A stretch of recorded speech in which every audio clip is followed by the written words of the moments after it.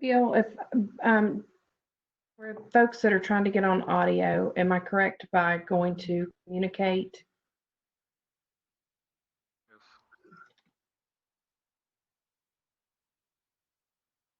Communicate audio connection, you can change your audio source. WebEx call you, you can get a phone number where you call it or use your computer.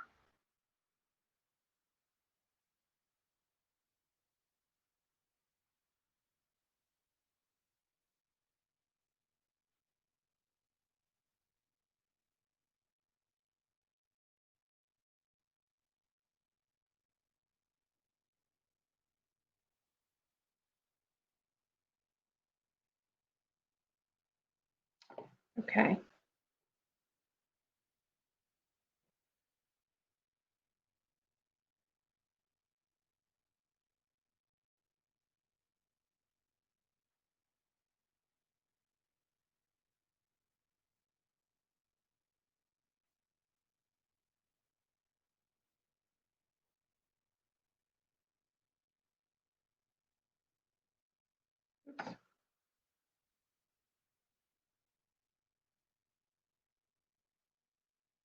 Oh, we have someone from Scotland.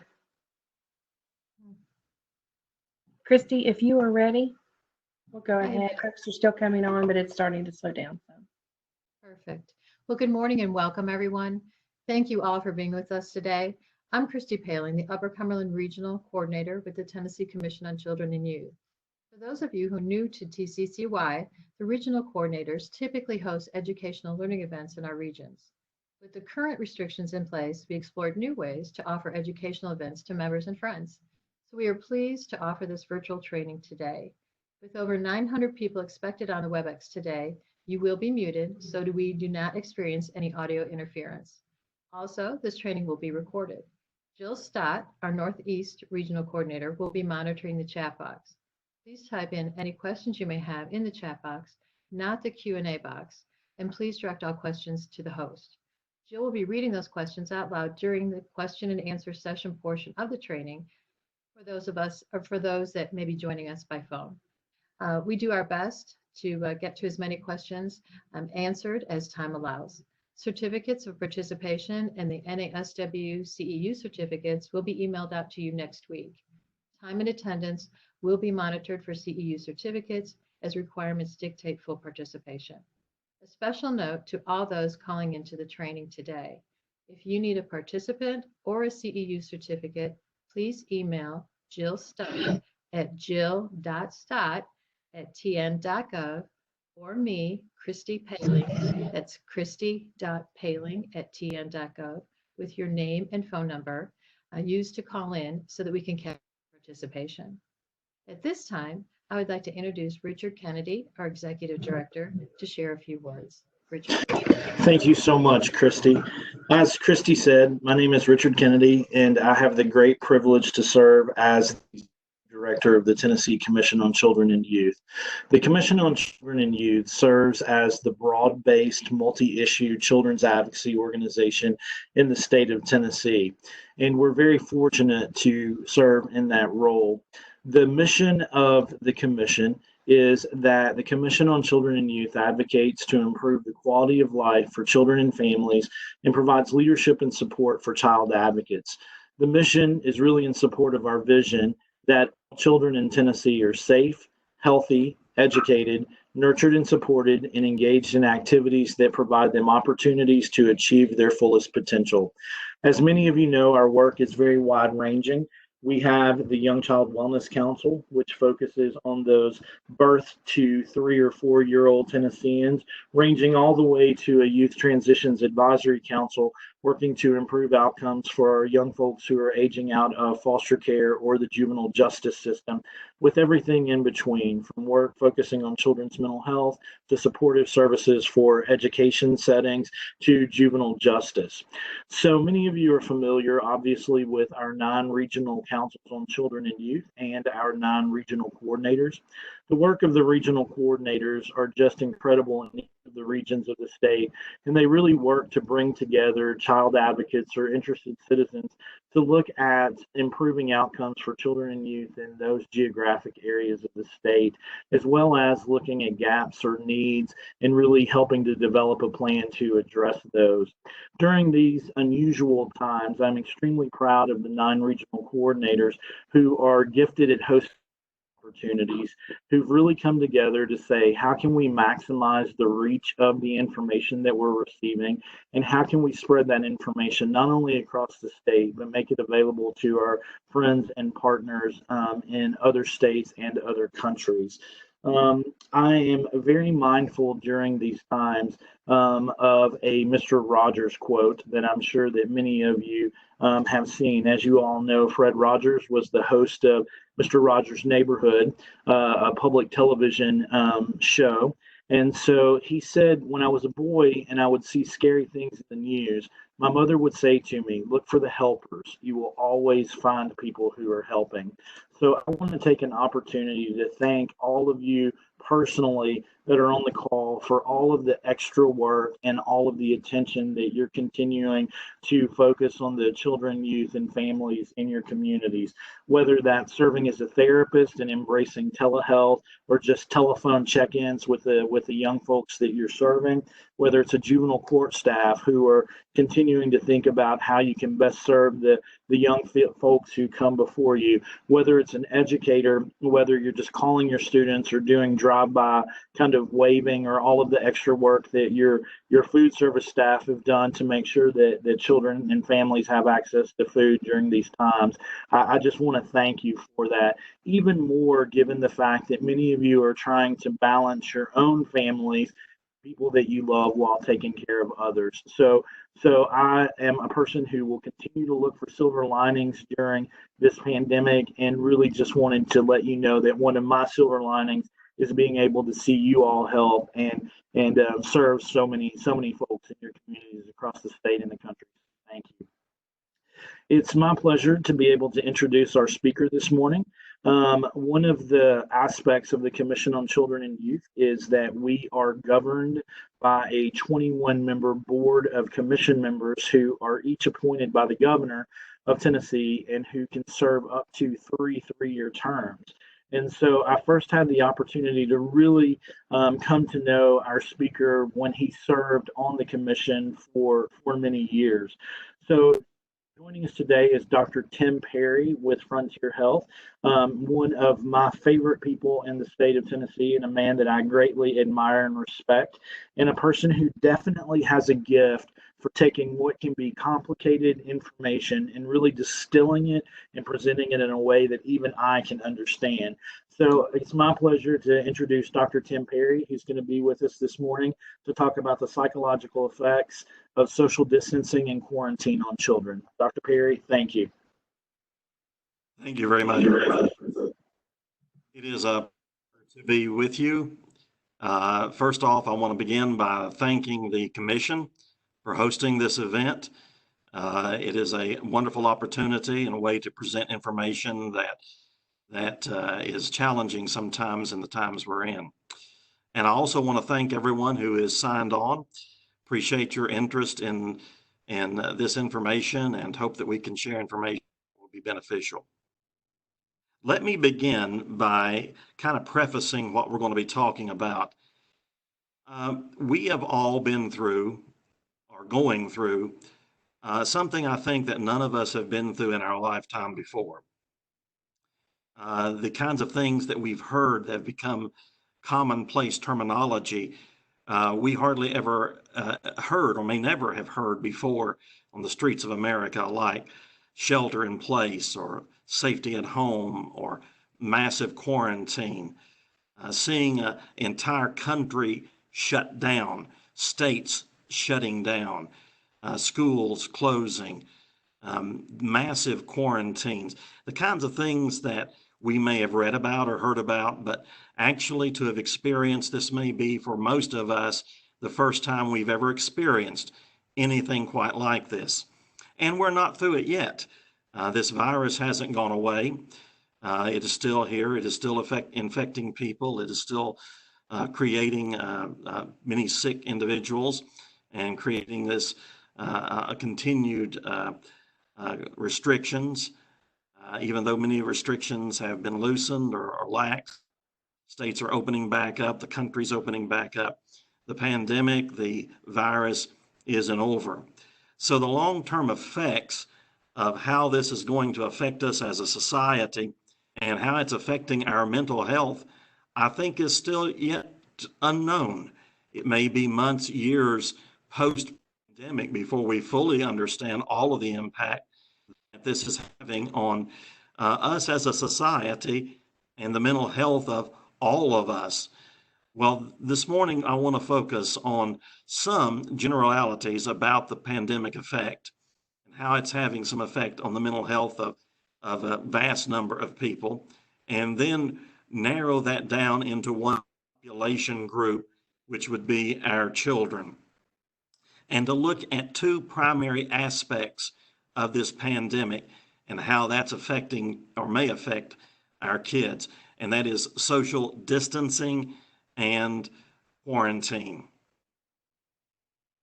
First, let me begin by saying that there are certain emotions and certain feelings that we will all experience that are quite normal when you have something of the magnitude of the kind of pandemic that we're experiencing. When you hear things like a pandemic or mortality rates or global virus, there are normal feelings that one would have in retrospect to those experiences. It's normal to feel frightened, worried, a bit anxious. That kind of goes along with the stress of these kinds of changes that have been mandated and required to deal with the enormity of this kind of pandemic. It is when those feelings and those emotions begin to alter our life and intensify to the point that we're experiencing panic or obsessiveness or negativity about daily living, that we can't live in a abnormal but somewhat normal way, that it becomes a mental health issue. So I first want to say that just because someone's anxious or frightened or worried or having some fears about what's happening, this unknown that we're dealing with, is not abnormal. Those are normal. It's when it gets to the point that we can't cope or deal with or move past that, or it's negatively affecting our daily living, that's when this becomes more of a mental health issue. And we do see that, and we expected to see that. And I think we will continue to see that for months, weeks, even years post-pandemic. All of these things tend to gravitate around three main areas in which a pandemic affects us mentally. And I will call this the pandemic impact or the pandemic stress effect.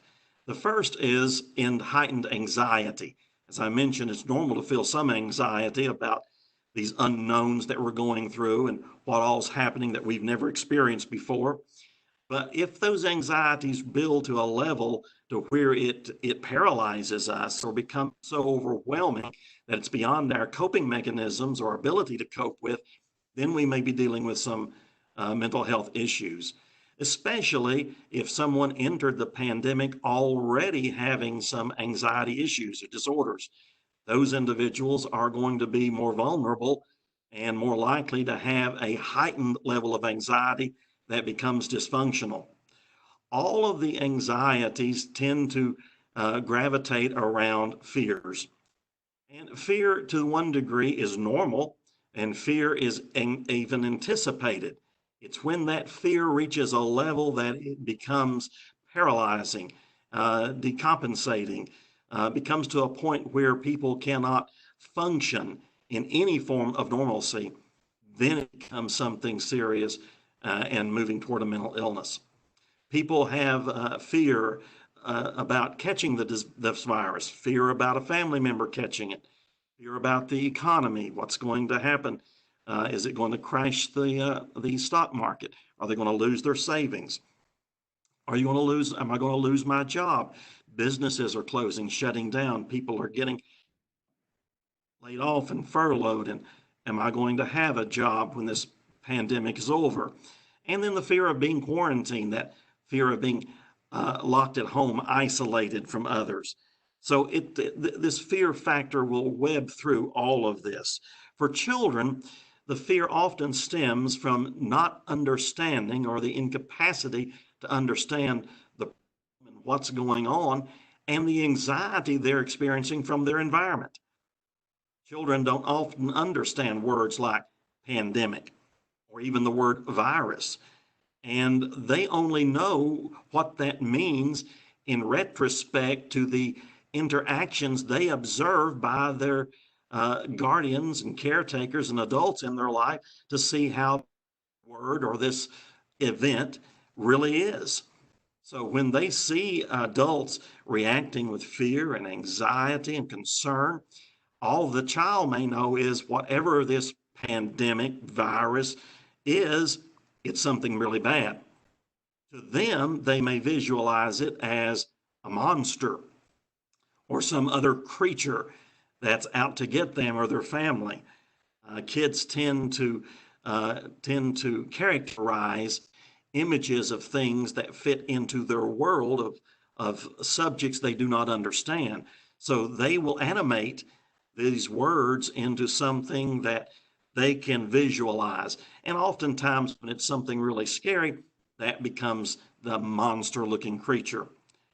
Therefore, they get really scared about it and anxious when they hear about it or see it on television or hear about it on the news or on the radio or people talking about it.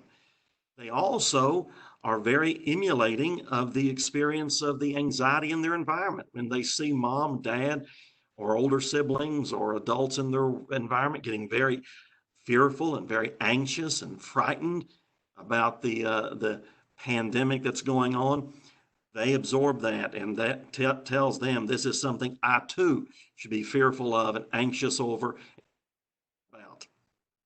For older youth, they may get anxious or fearful about seeing images on television of people in hazmat suits and people on cots and wearing masks and hearing about death rates and mortality rates and watching maps with screens with red showing how spread this virus is. That brings some fear to older children and adolescents, but oftentimes their fears or anxieties may be more around how is this going to alter my life?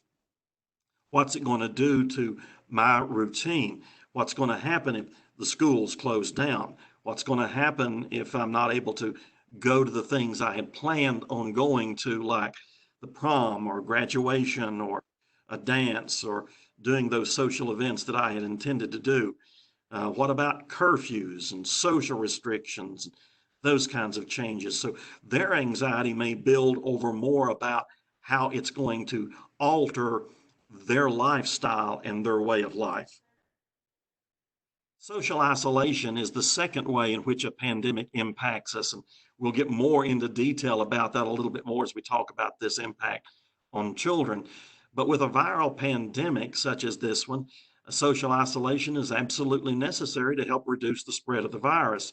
But if people who especially came into this already struggling or dealing with or trying to deal with mental health issues, this social isolation may mean a complication for them, an extension of more loneliness, feeling of loss of their support system, feeling more isolated and distanced from people. So their depression may increase, their anxiety may increase, their fear factors may increase, mood disorders may increase.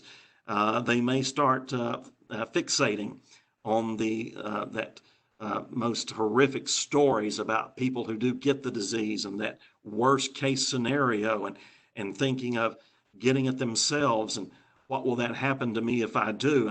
I have no one to come visit me, no one to talk to, and people can't come around me. Am I going to be in a place where I'm suffering alone, isolated? Am I going to die? Am I going to die alone? All of those kinds of obsessive thoughts often go through the mind, especially with someone who may already be struggling a bit with some behavioral health or mental health problems. So they have a fear of being cut off from others. This can even lead to suicidal ideation. People getting desperate, not wanting to go through an unknown one more day, or the fear of catching this disease and seeing that worst case scenario of suffering.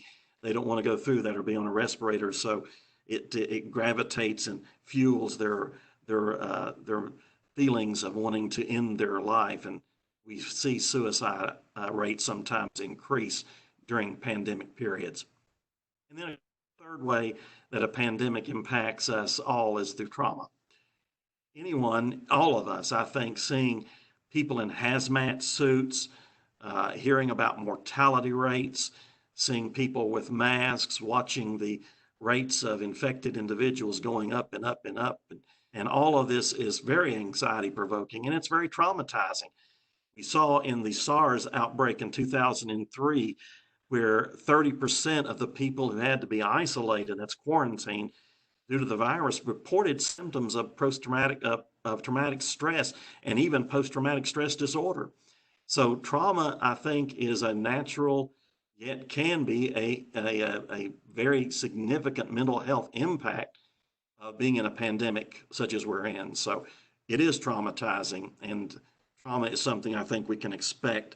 And I think we can expect as people become quarantined, and we'll talk about this a little bit more, that trauma may magnify and increase. As I mentioned at the beginning of this part of the presentation, fear seems to be the thread that ties all of this together, the heightened anxiety, the social isolation, and the trauma. That seems to be this thread of fear that waves in between those. And it's that fear that reaches that point of incapacity that becomes a serious mental health issue. But fear is also a catalyst for other emotions, such as anger. We see a lot of anger during high stress periods, such as what we're going through now. Anger at virtually everything. Anger at the government, anger at their neighbors, anger at the virus, anger at being restricted in the ways in which we're being restricted. Just a generalized anger. When people get frightened and they do not know how often to express that fear, frequently comes out in the form of anger. See it a lot with children. Children get scared. They don't know how to respond to that scare, so they get angry and they rear up. It's kind of like the bear scenario. When a bear is cornered and is frightened or feels threatened by a predator, the bear will raise up on its hind legs and growl intensely and show its teeth and make all kinds of gestures of anger toward the threatening predator to scare them off. And this kind of has that same impact with individuals who get frightened by something they can't see or touch oftentimes, or even know a whole lot about. They will rear up in anger at being threatened by this invisible enemy. Xenophobia, the fear of other cultures and strangers. It's really the fear of strangers, but other cultures is part of that. We find sometimes when there is a pandemic that especially if there is a locality of nucleus or ground zero from where it originated, that people develop fears over individuals from that region, feeling that because they came from there or that was their birth, their place of origin or their place of birth, that they may be a carrier of the disease or of the virus, or they may be bringing it to our country, or they may be the cause and effect factor when they may have lived in this country all of their lives. So there is this fear about these other cultures. We've seen this in the past pandemic. A lot of what we're going to be talking about, by the way, through these slides is about our knowledge from previous pandemics, not to the effect of this one or the scale of this one, but smaller versions. And we saw in smaller versions when there was pandemic, this xenophobia where people got frightened, individuals from Asian or Middle Eastern or certain geographic locations because they felt they were carriers of the virus or somehow had the virus. Paranoia. that irrational fear of objects, people, and places. Fear is a catalyst to that. And we see that during a pandemic period as well. People get very frightened about an enemy you can't see. You can't reach out and touch it. You don't know where it's at. You don't know how widespread it is. We are doing everything we can to keep people safe. I know there's a lot of efforts being done everywhere to sanitize and try to make locations safe from the virus. But it does create often a paranoia among people when there is a enemy out there, a threat that we can't see. It could be on any object or with any person or pretty much any place. And people begin to often get paranoid about being in a shopping center or being in a grocery store or being in a business, that everything in that business could have that virus, and it creates this mass panic of paranoia. Suspiciousness, we find that also fear creating during a pandemic, this conspiracy kind of thinking. Well, the government's not telling us everything. There's more to the story than what we know. Numbers aren't adding up, or something's more to this, or what's behind it. Is it a bioterrorist attack? These kinds of suspicions often generating from our fear of the unknown and our fear just of this hidden and uncertain enemy. Hypochondria, of course, if you start getting a sniffle or a little tickle in your throat, immediately your thoughts go, have I caught the virus? Is it something already beginning? And as we listen to the symptoms of the virus, we may start beginning to feel like, well, I'm having those same symptoms. And that's the hypochondria taking over, where we actually magnify what is maybe an allergy or maybe nothing into something that we fear is the catalyst of this virus. And then there's other kinds of phobias that also fear creates during times of panic, like a pandemic, like mysophobia, the fear of germs, and agoraphobia, the fear of going outside. What can we look for to know if we are susceptible or maybe under the influence of a pandemic stress effect? Of course, as I mentioned at the beginning, if we have entered into the pandemic with already maybe dealing well with, coping with mental health problems, pre-existing problems, and there is a possibility that we may be more susceptible to other kinds of disorders, heightened anxiety, depression, mood disorders, OCD. We may see those worsen with children with autism, children with attention deficit disorder, children with anxiety disorders. We may see those worsen with the stress of the pandemic.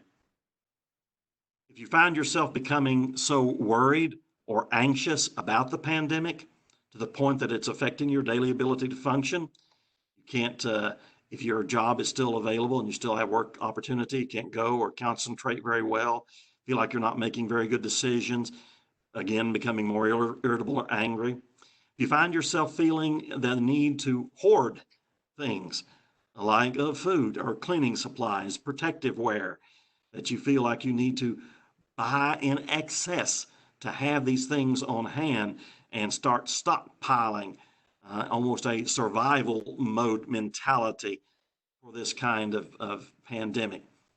If you start feeling desperate, depressed, feeling like it's never going to end, it's always going to be here, things will never get better, they're only going to get worse, hopeless about what we're going through, and those thoughts begin to ruminate in your mind on a constant loop. Or if you find yourself so obsessed with watching and hearing about the virus that you can't take yourself away from it 24/7, you have to be involved with knowing information. And I'm not saying you shouldn't be made aware of it. That's important to be made aware. What I am saying is when it becomes an obsession to the point that you are fixated 24/7 about hearing about this virus and about what's going on around the world with it and who all's being affected, you can't tear yourself away from it for anything. And then finally, if you find that even as restrictions are being lifted somewhat and lessened a little bit, you still feel that you don't want to leave your house for any reason. Even go out to the front door, to the yard or to the car. You want to absolutely cocoon yourself inside your home and don't want to bridge that cocoon for any reason, anytime. If you're experiencing some of these kinds of things and that's becoming predominant with you, then you may be under the impact of a pandemic effect and may need to reach out to someone, mental health professionals, or someone that you can talk to about what's going on. So let's talk about social distancing. We're going to look at social distancing in two aspects. One, just the distancing effect itself, and then the social isolation, which is that quarantine effect, and kind of separate the two. With social distancing, that's that where we can't congregate together, can't come within a certain proximity of another person, that 6-foot rule about how close you can be, not touching another person, that kind of thing. There seems to be, with children, two schools of thought. One school of thought, Amy Lamarth, a developmental psychologist, puts it quite well, is that this effect of social distancing may be more impactful on older children and adolescents than younger children. Even her colleague, Wendy Walsh, went so far as to say that for children under the age of 5, there may even be a benefit from this kind of social distancing as they are given more opportunity to be with their parents and have some more direct contact with them, that they may actually come out of this with better attachment styles and better ability to communicate and attach in a nurturing way with parents and caregivers and guardians.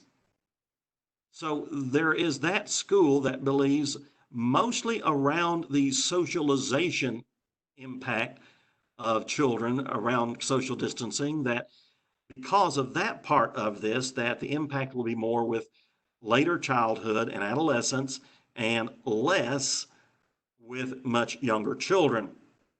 The other school of thought, however, says that really there is going to be an impact of social distancing on all ages, that there may possibly be, in some cases, some benefits come out of this as kids get to spend more time with their parents and more bonding opportunity for children, especially under the age of 5.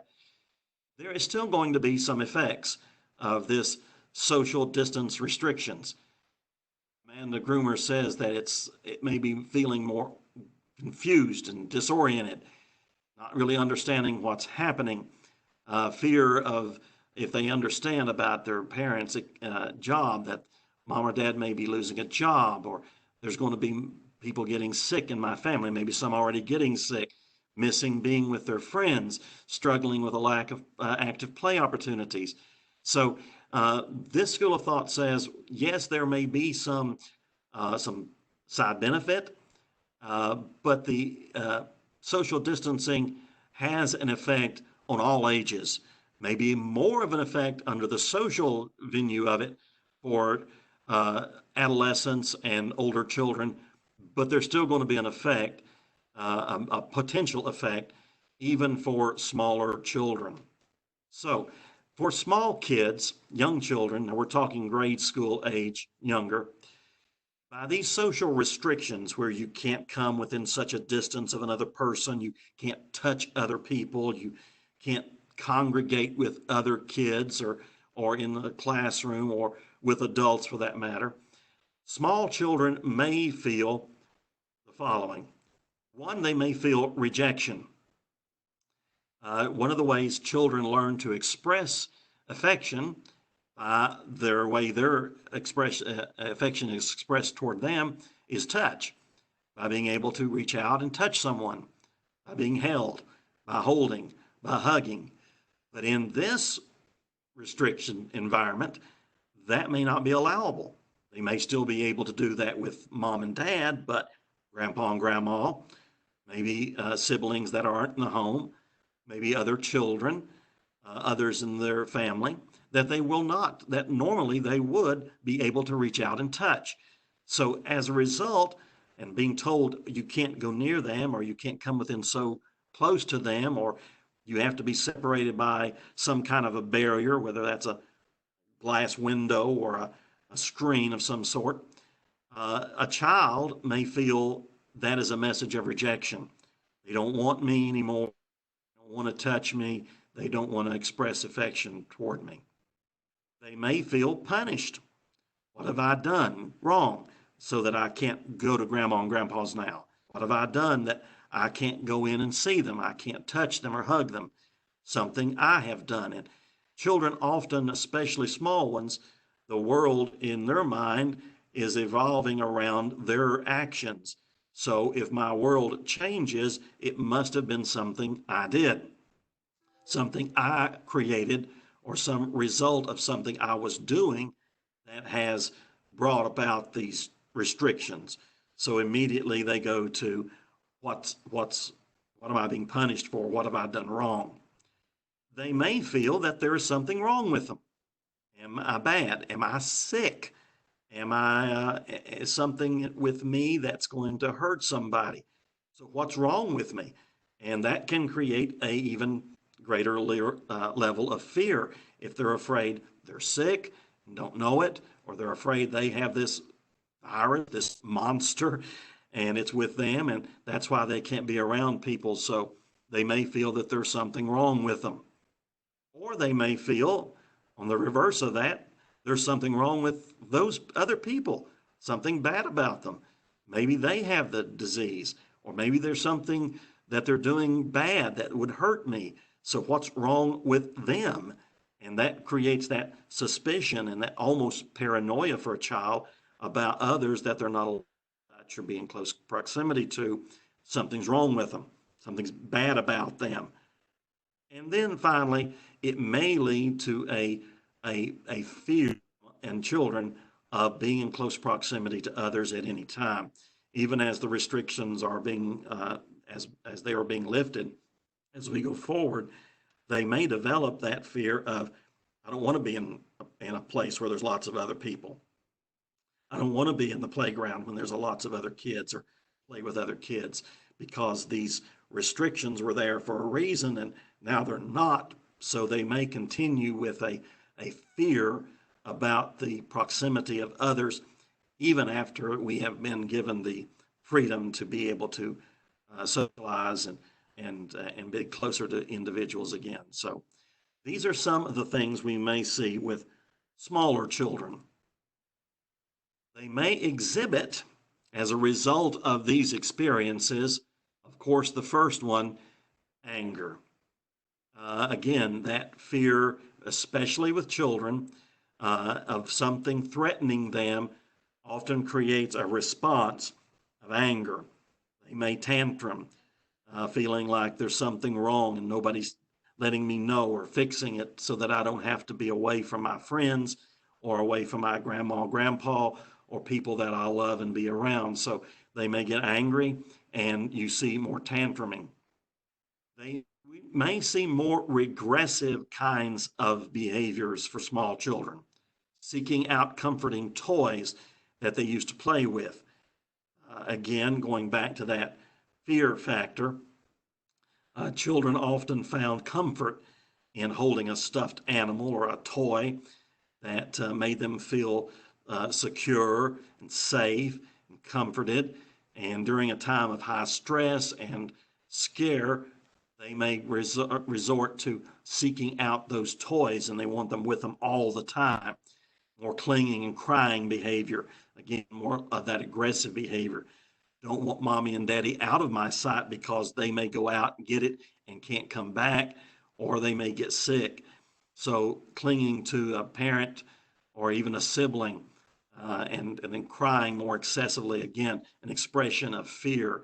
And as I mentioned, that regression, more babyish behaviors, thumb sucking, bedwetting, more wanting to stay in their room, not go around other rooms, afraid something's dark, those kinds of things. So you may see a regression to a more babyish state of mind. They have harder time sleeping at night, night terrors. Oftentimes, nighttime is when the monsters come out. And for a small child, this is a monster, so it may be more difficult for them to sleep, change in their eating pattern. They may want to eat for comfort, or they may not want to eat because their tummy is all tightened up because of this fear that they're experiencing. And then if they were already having problems with some behavioral health issues, as I mentioned earlier, autistic children or children with attention deficit disorder or anxiety disorders, that they may have already been dealing with those, then you may see those kinds of symptoms worsen and heighten during this period of time as they're socially distancing from others. For older children, some of the same kinds of things that smaller children may be experiencing may be in the thought process of an older adolescent as well, like being punished. I think you all can very well say that most of you that work with kids, adolescence is a world to itself. Everything revolves around me when I'm an adolescent. It's all about me. So everything that happens has to do with me. So if the world is being restricted and everybody's required the same restrictions for an adolescent, it's not about the world or about the population. It's about me. I'm being punished. I'm being grounded. I'm being treated unfairly. I'm missing out on things that I had planned on doing. Graduation, prom, dances, dating, certain parties, birthday parties, other things. I'm not treating fairly. Again, all about how I am being treated. But again, that sense that this isn't fair. This isn't right, that I can't go out and hang out with my friends. It's not right that I can't do these things. It's not right that I can't, go over to my friend's house. They may feel that these restrictions are silly, meaningless, don't even apply to them. Adolescence is a time in which young people think they are invincible. Nothing's going to hurt them. I'm not going to catch this virus. It's not going to affect me.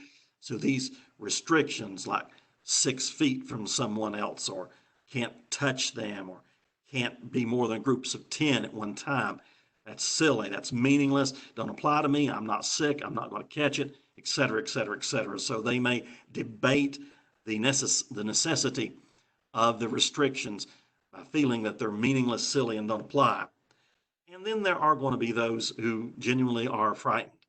If it is so serious an issue that the entire country, world, is being placed under these kinds of restrictions, and that we see the infected rate continuing to grow, that young people feel it is scary.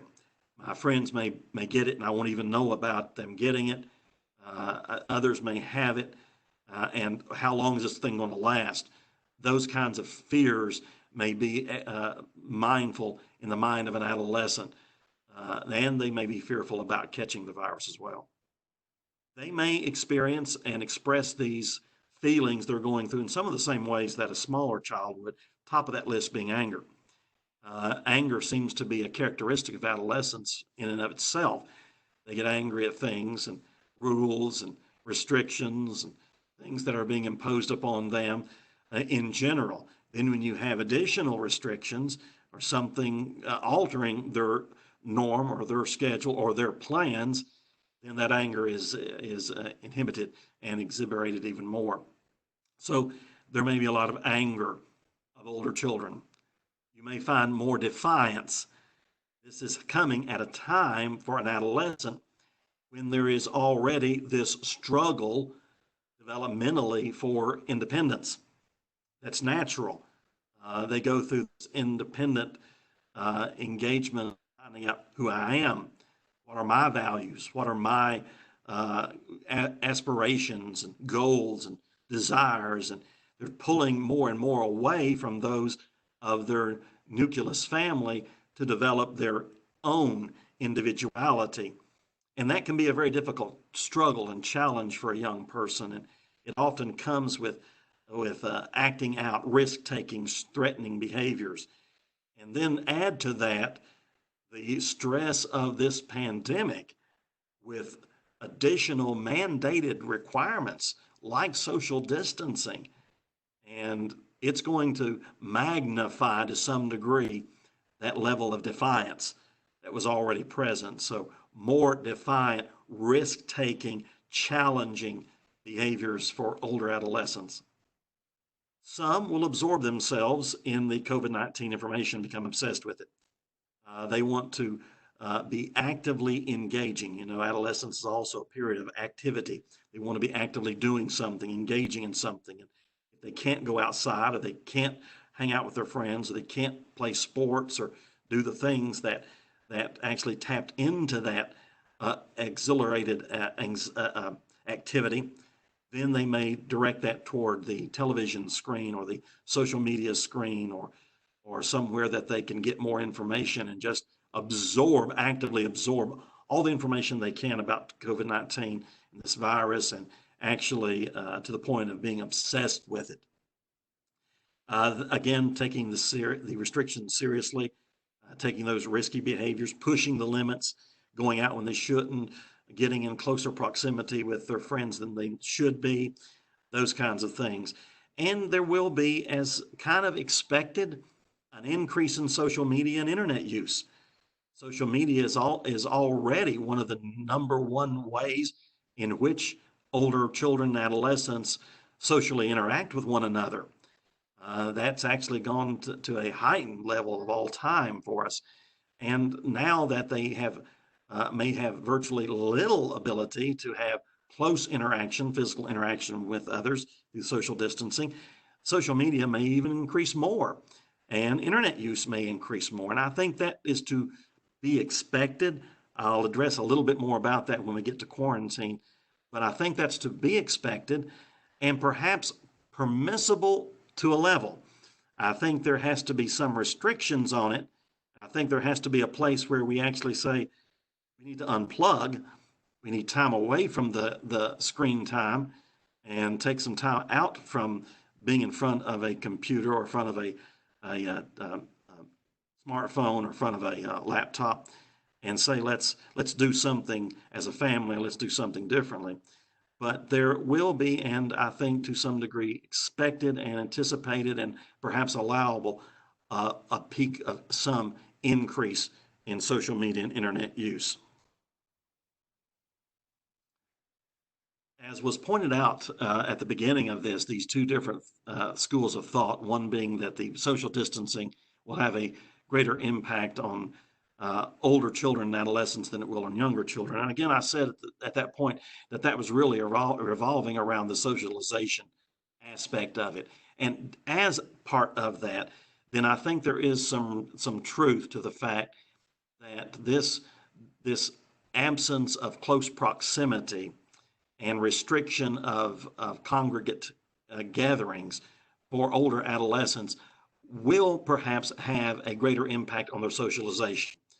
We already see, and as I've talked in previous workshops I've done about the negative effects of technology, that the excessive use of social media and technology is already creating some problems with socialization for our young people, as they do not know how to communicate well person to person or face to face, but are much more comfortable and accommodating to interact through a social media site or through technology. Now with this restriction, it may even be a greater barrier. There may even be more problems with the socialization aspect of not being able to see someone face to face or come in close contact with them or gathering in groups. For an adolescent, that peer group is where they develop their sense of self, their sense of identity, who they are, where they fit in, how they're accepted, how they're not accepted, what behaviors are okay and what behaviors are not okay. So we find that that they may feel lost and struggling with identity because of these restrictions and distancing that is occurring for their peer groups and being around their peer groups. The other thing that makes this time more challenging adolescent-wise is normal brain development. Brain development during adolescence is a time when the limbic system is developing much faster and more actively than the prefrontal cortex. Prefrontal cortex is that part of the brain that controls reason, rationality, understanding, and kind of the control center for the rest of the brain. But when the limbic system, which is a part of the emotional driving force of the brain, is in charge, then basically you can say emotions take center stage to reason and understanding. So emotions is what's driving the behaviors more than logic, reason, and rationality. So hearing that I can't have a normal graduation or go to the prom or go to a party with my girlfriend or boyfriend or go out with them on a date or do the things that I expect would be my rite of passage as an adolescent, and my brain way of thinking that controls my behavior is driven by my emotions, then I may be very reactionary.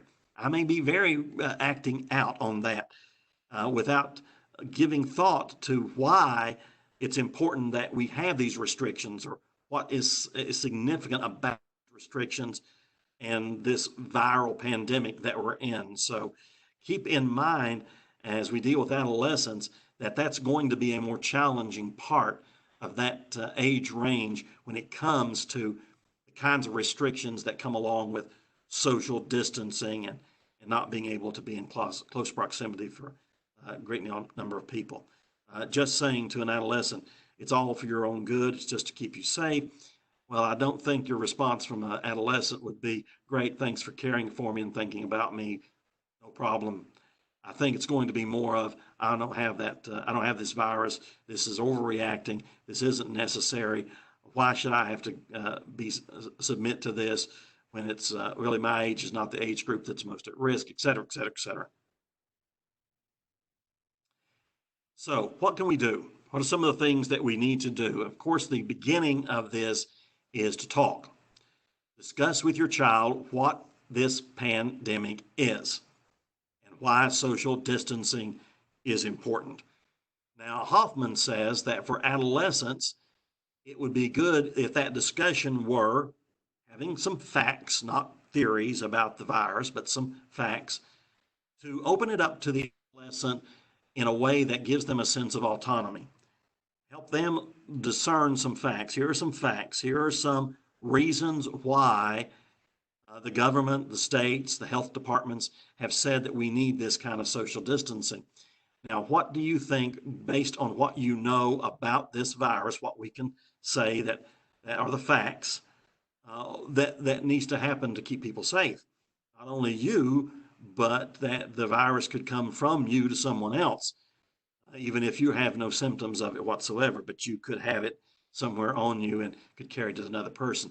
So it helped to kind of engage prefrontal cortex, even though it is not at the heightened of developmental process as the limbic system is.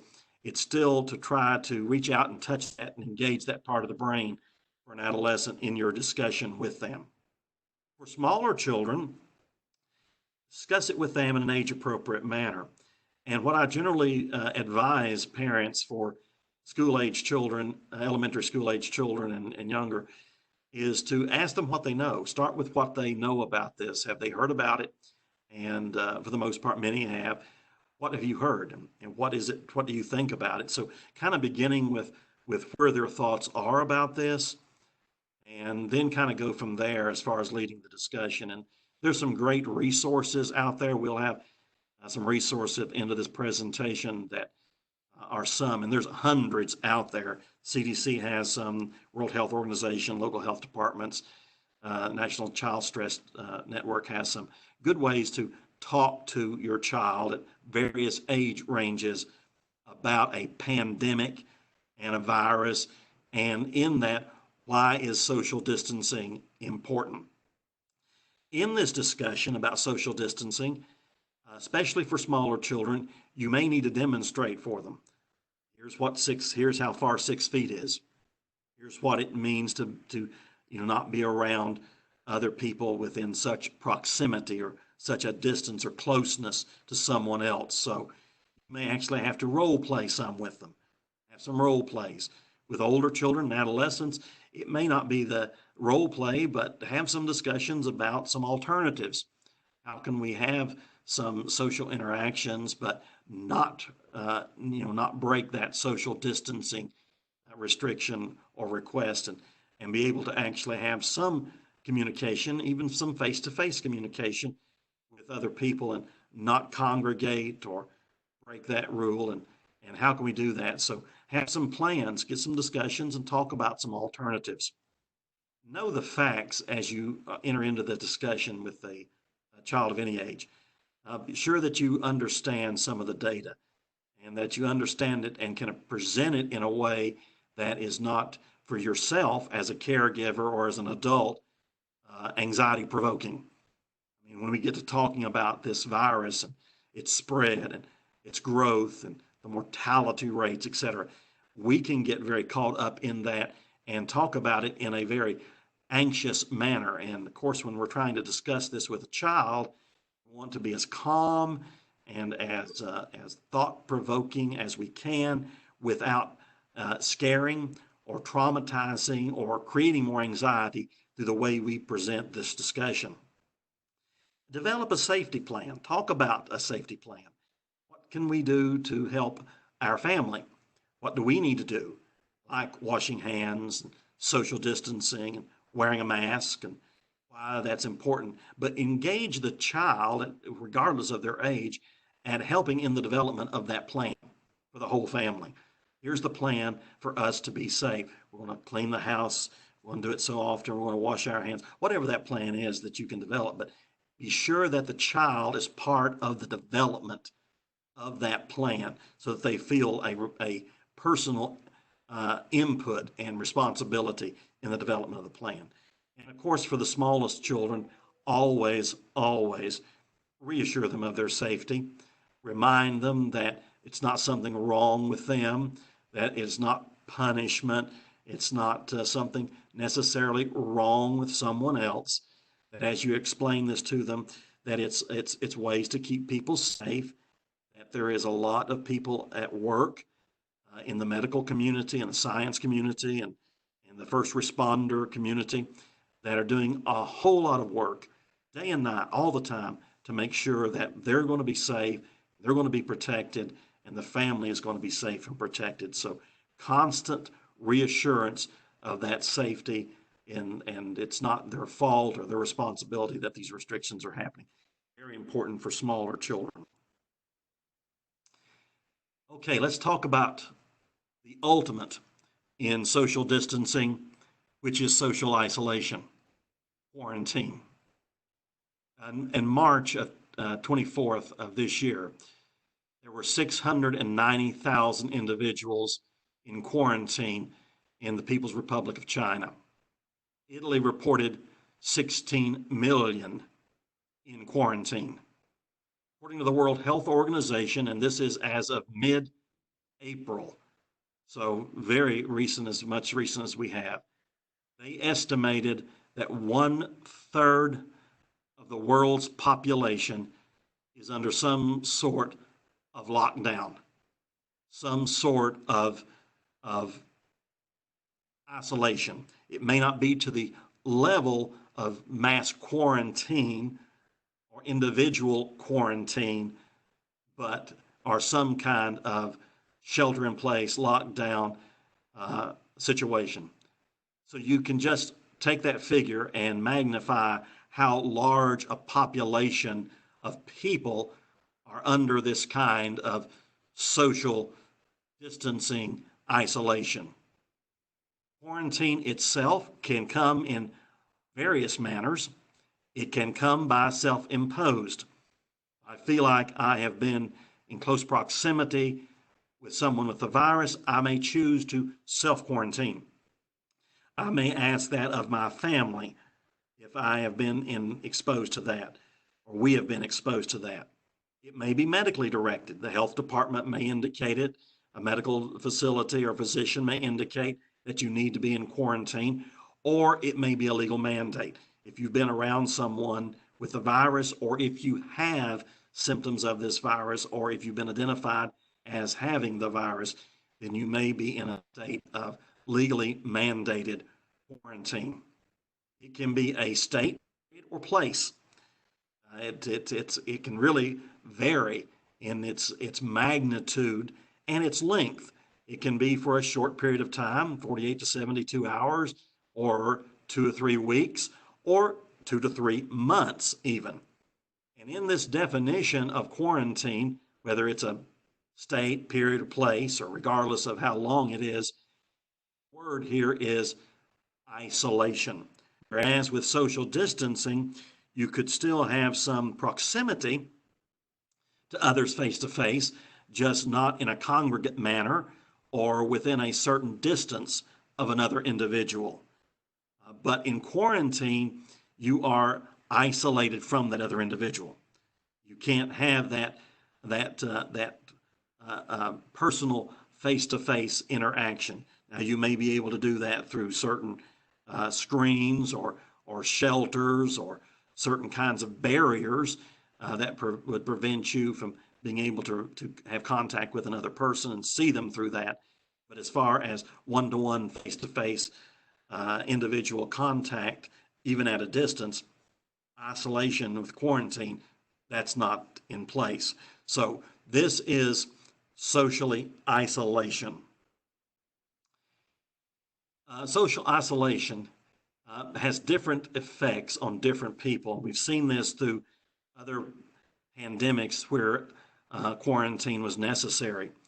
And depending on the individual and the family, but each individual's own life experiences, their own resiliencies, their own mental health state of mind, physical health, and even their age, when they entered into the quarantine state, has an effect on how this is going to affect them. How's it going to have a bearing, that impact on them in a lot of respect was how mentally, physically, and age-appropriate healthy they were when they went into the quarantine state.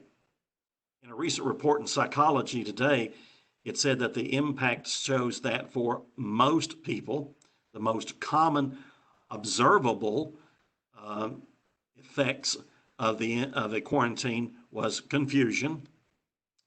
What am I in here for? How am I going to survive while I'm in here? What do I do with myself while I'm in this place? Can I work from home, or is that not possible? And what do I do while I'm in this isolated state? Anger. That was a common characteristic among most people that were quarantined. Anger at having to be quarantined. Anger at the restrictions. Some would say it's like imprisonment, being imprisoned for something that you didn't do, something that you didn't break any law, just that you happened to be perhaps in the wrong place, got infected, whatever happened, that it was totally innocent, that you came about having these issues that required quarantine. So anger about the fact that you're in the quarantine, and post-traumatic stress. Post-traumatic stress was seen in individuals, especially that was quarantined for a couple of weeks or longer, that these signs, these symptoms of post-traumatic stress were seen even up to 3 years after the quarantine. So it has ripple effect that can last quite a ways and not even show up sometimes for weeks, months, years after someone has been through a quarantine state. For small children, social distancing where they have some direct exposure to other individuals, maybe not close proximity, but some proximity, when they're in quarantine, they are physically cut off from some of the main aspects of their need for healthy development, like social support systems, a social structure, like the normalcy and structure that went along with going to school, and peers. Play interaction, excuse me, play interaction is very, very important for children's development. Not only their social development, but even their academic So play is very important for them. When they're restricted from that in a physical context, it's going to have an impact. So for small children and really children of all ages, there's going to be some more perhaps impact than we might even see with adults. Some of the possible effects that quarantine would have on small children. And we've seen this some with previous pandemics where quarantine was necessary. One, a rise in child abuse. With children being confined in a home, oftentimes with a guardian or caregiver or parent that may have already abusive tendencies or have a difficulty with stress management themselves as adults or anger management as adults. And this close proximity 24/7, the stress of that oftentimes results in a rise in child abuse, physical child abuse, sexual child abuse, and emotional abuse. So it's not uncommon that children are more vulnerable and more perceptive to a rise in child abuse and being abused. A loss of structure and normalcy. They may be missing something that they wanted to do or were expecting to do, and they feel very abnormal. And it is. You know, we talk about these feelings that that kids would have or adults would have necessarily in a in a pandemic situation. But the pandemic is the normality. The feelings may be very normal, but it makes you feel like when you are isolated that you've lost normalcy. And it almost feels like it's never going to get back to normal again. So that loss of structure and normalcy, especially for children, can be very disrupting to their state of mind, disrupting to their ability to interact with others, very much a sense of confusion and disorientation when they have this loss of structure and normalcy. Spoke to this a little bit already, the loss of peer play connections. That was important for relationship building, how to build relationships. And now they may be in a confined place where either it's older siblings or maybe just their parents or caregivers, older individuals, and not have the play interaction of peers their own age range. So it may affect their ability for a while to socially interact. Increase in trauma feelings and depression. We've already mentioned that traumatic effect that's common amongst individuals who are quarantined, and we certainly will see that with small children, that feeling of fear. Even I've seen where kids got afraid to go outside. The virus, that monster, is hiding behind bushes or in trees or in the air or anywhere, afraid to walk outdoors, afraid that as soon as they do, they're going to get sick. And the depression that, especially for kids in that early to middle school, elementary school age range, feeling depressed, can't interact and play with my friends, feeling very sad, especially also if they see that kinds of activities with their parents. Their parents may feel depressed and sad. There may be a loss of resources, food, clothing, things that they got through other means that they cannot have access to, through the school or through a civic organization or church organization. They may not have those resources available, or they may have to alter the way they receive those resources. Thankfully, most of the schools are continuing to try to provide at least one meal through the course of a day to kids since the schools are closed. And many civic organizations, United Way organizations, are reaching out to try to make sure that food banks and clothing closets are stocked, and there are ways in which these can be transported to someone who's in quarantine. So, but still, that loss of resources, and that especially creating some anxiety with parents may exhibit itself in a way that a child reacts to from the anxiety they see in their parents. Less physical activity. They may not always have a yard to go out in, or even a porch to go out on, or a balcony to go out on, to go outdoors any, and they may be confined to a very small location if they're in quarantine. And if they're in a very small, confined location, then there's going to be a limitation, perhaps, on the kind of active physical play activity that they would normally have in a playground or at school and gym. So it's imperative that we, as caregivers, try to come up with creative ways to engage them. But yes, there is going to be a less physical activity.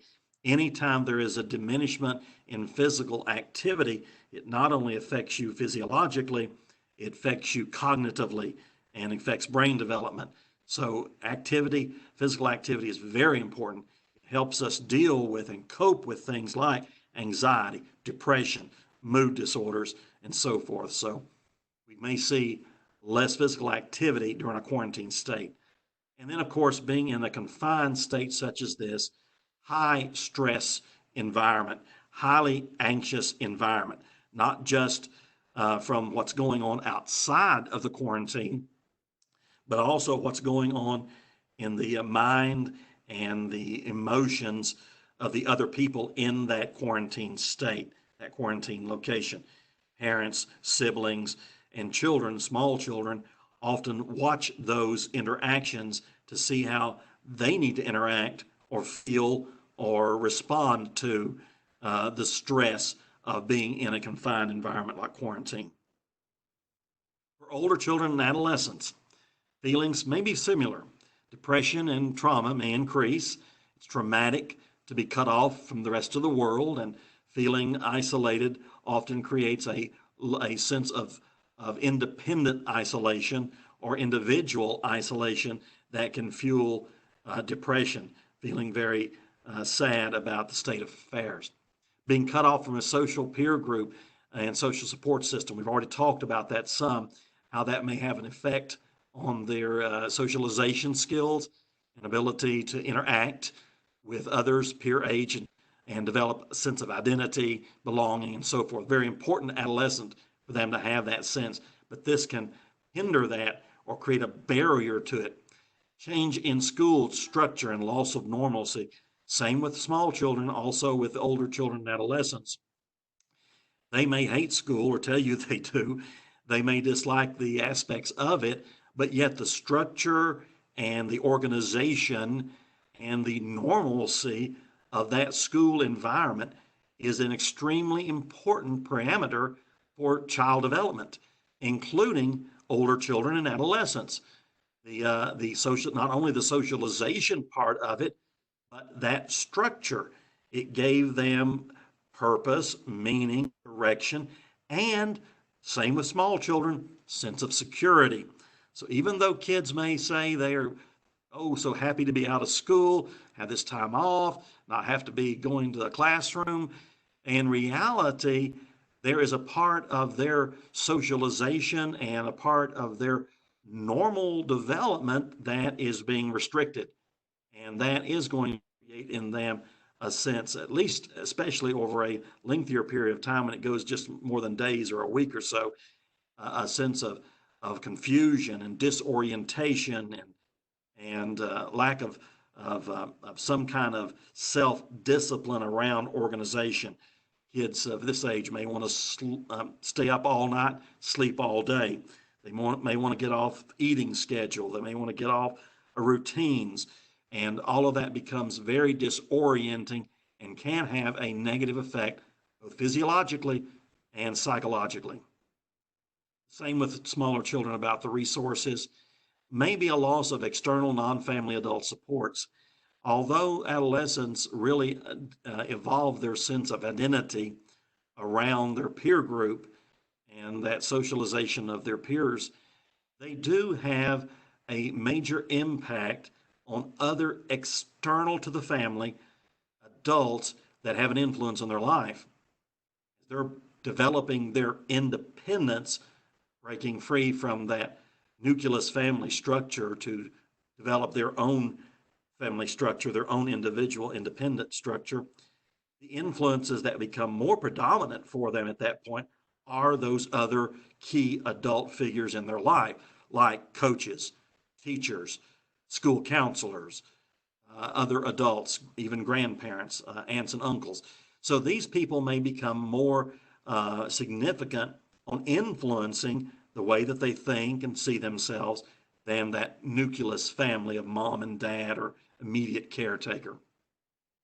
This pandemic quarantine may result in them losing some of that social connectedness and that external connectedness to that non-family supports that are very important in impacting their way of thinking and their socialization and their developmental of identity. Again, the same with the small children, with older children, is a reduction in physical activity. They may stay all in front of a screen all the time, which is the next thing that is increased technology. As I said earlier on, that we would expect an increase in technology, in social media, internet usage, internet gaming, those kinds of things. And such of that is to be expected, and some of it I think could be allowable, but there has to be still some mandates and some restrictions. Remember, as kids are becoming more explorative in the internet world with more time to do that in a quarantine state, perhaps, it opens the door to more predatory behaviors. Predators are out there just waiting for that opportunity for them to use the internet to gain access to these children, who many now in this state are even more vulnerable as they're searching for their identity and their self respect for themselves and who they are, and becoming an adult, become even more vulnerable now that these predators really are taking advantage of using this increase in technology and internet use to gain access to our children and young people. So something to be very mindful of. So they still need monitors, they still need guidance, they still need structure, they still need some unplugged time from the technology, but do expect that it's probably going to increase some, and probably to a certain level of increase may be okay and appropriate. And then as with the smaller children, I think with older children and adolescents, there's going to be family conflict potential that can lead to child abuse and physical and sexual child abuse in a very high, intense, stressful environment of this kind of close proximity of quarantine. So you take an adolescent anger and put it with an adult who is stressed, may have poor anger management or poor coping skills. You put those two together, and suddenly you have an explosive, dangerous situation, and a child may end up seriously hurt, or even an adult may end up seriously hurt, as we might see more increase in this kind of dysfunction and domestic violence and child abuse. What can we do during a quarantine state? For smaller children, top of the list of things I would recommend is routine. Maintain a routine. It may be a daily timetable schedule. It's whatever you develop as a caregiver or as a parent for the child, but routine is key. Making sure that you have a bedtime, a wake up time, meal times, some together time, some screen time, perhaps some play time, but have a routine. There may be some alterations in that routine, but try to keep it as structured as possible. That structure for a young child is so important for them to feel safe and secure, and that in an abnormal situation, there is some normalcy. And that's very important for a child to have that sense of some level of normalcy in a very abnormal situation. Talk about, in an age-appropriate manner, again, why we have this quarantine. What is a quarantine? Start off with, again, what they know and what they understand about the pandemic and the virus. But why is it important we are having to stay at home or stay in this place and can't go out? Or why mommy or daddy is in a place where I can't go touch them or hug them or hold them, and they can't be here for my birthday or for this event because they may be in a quarantine state somewhere else, a hospital or at another location, and help talk through why that is important in an age appropriate manner with that child.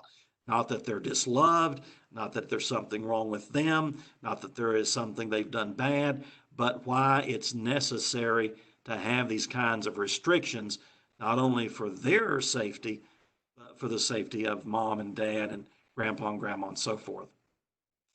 Very important. Remind the child this is temporary. Remember that children take events of today and project them onto tomorrow and the next day and the next day. They see it on a continuum for an unending period of time.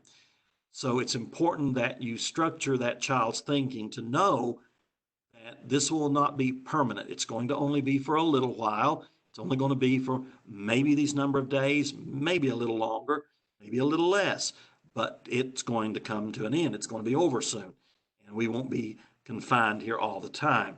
So keep them reminding them this is a temporary situation. It's not permanent. It's not forever. Engage in some physical activity. I mentioned earlier the importance of that, not only for physiological development, for brain development as well. You may need to be creative in how you do that, whether it's some kind of exercise video that you do with your child, or whether it's marching around the house in some kind of order, or some kind of physical play activity that you engage them with sometime during the day, every day. Engage in some physical activity.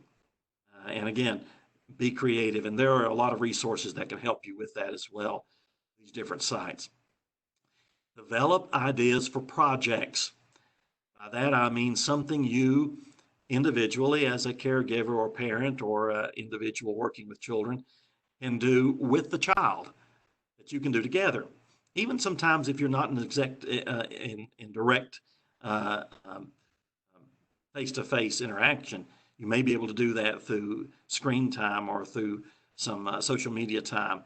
But develop a project. It could be anything. It could be something that you had planned on doing to the home that you hadn't had time to do, and now you've got this time on your hand, you can do it, whether it's a remodeling project or starting a garden, maybe even indoors, or starting some kind of a project that you all can do together, that the child will feel part of, that takes their mind off of the abnormalities of what's going on around them and focus on something that they can do productively.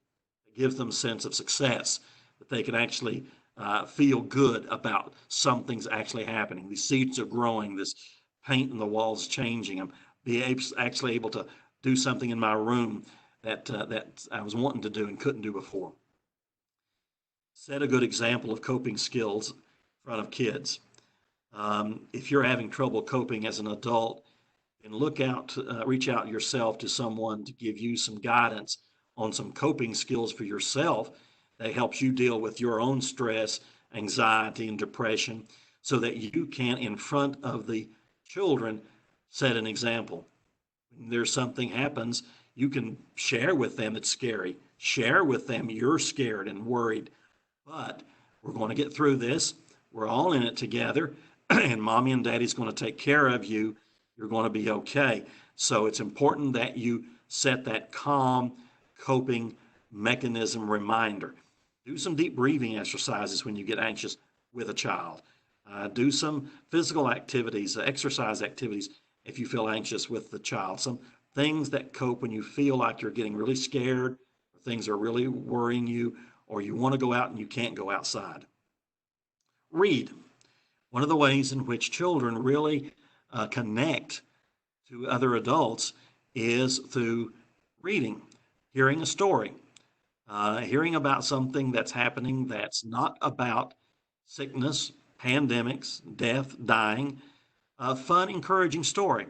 There's all kinds of e-learning books that's available, all kinds of technology that's available, and there may be books in your home, but every day try to read a book or a story. It doesn't have to be a whole book, a story of something fun, something engaging, something that the child can imagine and can, in their creative mind and their play mind, create, that is not a monster like this virus, but something that is pleasantly creative. Avoid or at least limit time on TV, especially around the news about the pandemic. Children of any age, but especially small children, do not need 24/7 exposure to the pandemic news reports.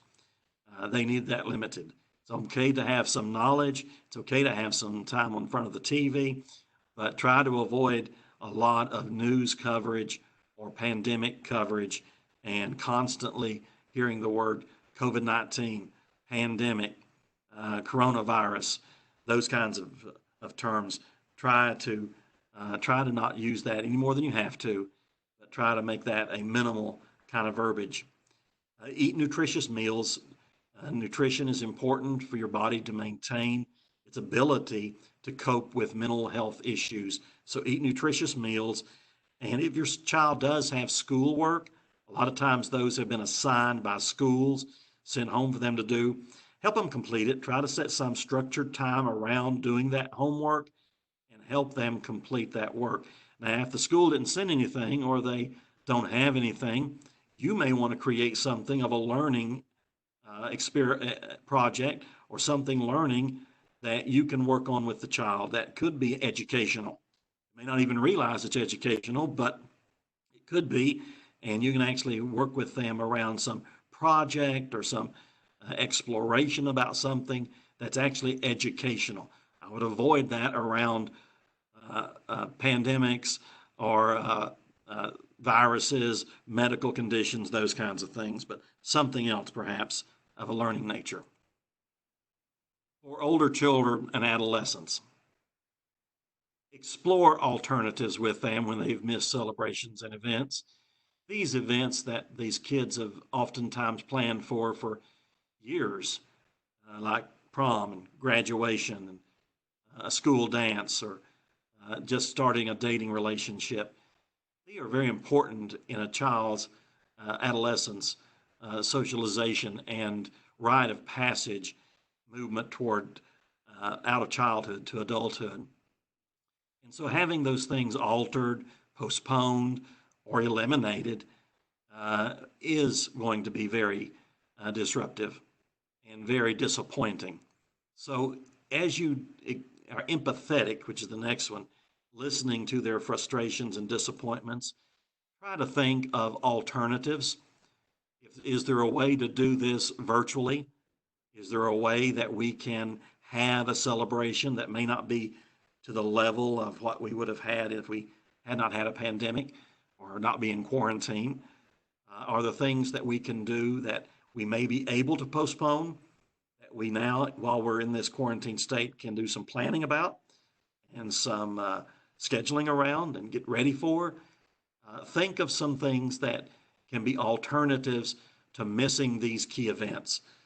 And be empathetic and somewhat patient. It's not easy, I know, especially when children at adolescent age are being disrespectful and being so defiant and acting out and angry. But it helps if we understand that these events that they may not get to have or have now that they've looked forward to or planned to do for so long are being at least temporarily postponed or restricted. It's going to be frustrating, disappointing, and that's going to fuel that anger. So listen to them, be empathetic, tell them you know this is disappointing, you know this is frustrating, you know that they wish they could do these things and we can't because of this. But as you're doing that, try to think of some other alternatives, things that perhaps they could do. With the same with small children, with older children, adolescents, routine is still important. Try to keep a routine with these kids. Try to maintain as much of a routine as you possibly can, whether it's around school assignments or learning projects or something along those lines. Try to keep a routine as much as possible. as we mentioned about the technology and the social media, that will increase, try to permit a balance in that. Expect that there's going to be some increase in it, but have some cap on it to where you say this is a time we do need to unplug and be away from the screen time. So unplug, do some physical activities. If you're able to go outdoors during a quarantine state, do so. Fresh air is good, or on the patio or the porch. But try to get some input from your youngsters, your adolescents, about what can we do physically, or what some physical activities we can engage in, and kind of create some physical activities that you do as a family, or just you and your child every day.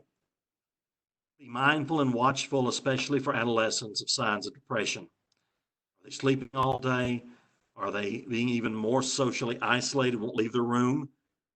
Have they talked about, or you've seen some indications they may be hurting themselves, self-harming? Negative thoughts of hopelessness. This is never going to end. We're never going to be out of this. Things will never get back to normal. Mood swings more than usual for adolescents, which are already things. Be mindful of those things and be watchful for those. And if you see those increasing, especially toward that hopelessness, self-harming, self-isolation, you may want to reach out to a mental health professional to get some guidance, and maybe even a virtual assessment for the young person to see if they are on a path towards suicide. Think of altruistic things you can do, something for someone else. Is there something we could do for someone else that gives you a sense of a good feeling when you help someone else? It takes the focus off of yourself and what you've been going through and realigns it to someone else. Now you're seeing a focus on another person. You're able to do something good for someone else that may be having a worse situation than you're in. Maybe it's just calling to check on someone. Maybe it's reaching out to encourage them, writing a card or a letter, something that is trying to help another person. Because when you think of others that you're helping, and often think of them in maybe worse situation than yourself, it takes the focus off of your situation and puts it out to something that makes you feel good about what you're doing. And again, starting a project is always a good thing to do with any age child. Pulling this back together, and you've heard the term, we're all in it together, and it's very much true.